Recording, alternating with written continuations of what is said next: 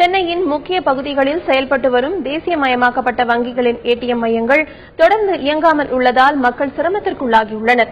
சென்னை சைதாப்பேட்டை, தீநகர், மேற்கு மாம்பலம், எழும்பூர் உள்ளிட்ட பல்வேறு பகுதிகளில் பிரதான இடங்களில் உள்ள ஏடிஎம் மையங்கள் தொடர்ந்து செயல்படவில்லை என்பது அப்பகுதி மக்களின் புகார். மாதக்கணக்கில் செயல்படாமல் உள்ள இந்த மையங்கள் குறித்து குறிப்பிட்ட வங்கிகளுக்கு புகார் அளித்தும் உரிய நடவடிக்கை எடுக்கவில்லை என்றும் அவர்கள் தெரிவித்துள்ளனர். இதனால் அப்பகுதி மக்கள் சிரமங்களுக்கு உள்ளாவதாக புகார் தெரிவித்துள்ளனர். ஏடிஎம் சென்னையில் ஒர்க் ஆகல. தேசிய வங்கிகள், தேசியமாக்கப்பட்ட வங்கிகள், அரசு வங்கிகள் எல்லாமே நிறைய இடத்துல ஏடிஎம் சரியாவே மெயின்டைன் பண்றதில்ல.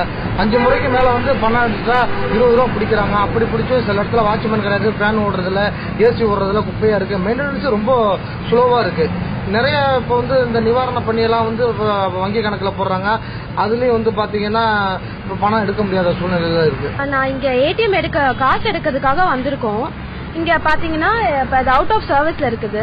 இப்ப நாங்க ஆபீஸ் போறவங்க அது இல்லாம ஏதாச்சும் எமர்ஜென்சி பர்பஸ்க்கு நான் இப்ப பிளட்டுக்காக அவங்க போடுற நிவாரண நிதியும் எடுக்கணும்னு சொல்லிட்டு நாங்க இங்க வந்திருக்கோம். பாத்தீங்கன்னா எல்லாமே அவுட் ஆஃப் சர்வீஸ் பிளட்னால எதுவுமே ஒர்க் ஆகல. பிரைவேட் பேங்கோ, பப்ளிக் செக்டர் பேங்கோ எதுவுமே ஒர்க் ஆகல. இப்ப நாங்க என்ன பண்றது? எமர்ஜென்சி பர்பஸ்க்கு எங்களுக்கு காசு வேணும்னு இப்ப வந்திருக்கோம். இங்க பாருங்க, ஏடிஎம் கார்டை வச்சிருக்கோம். எங்களால எடுக்க முடியல, எதுவுமே பண்ண முடியல.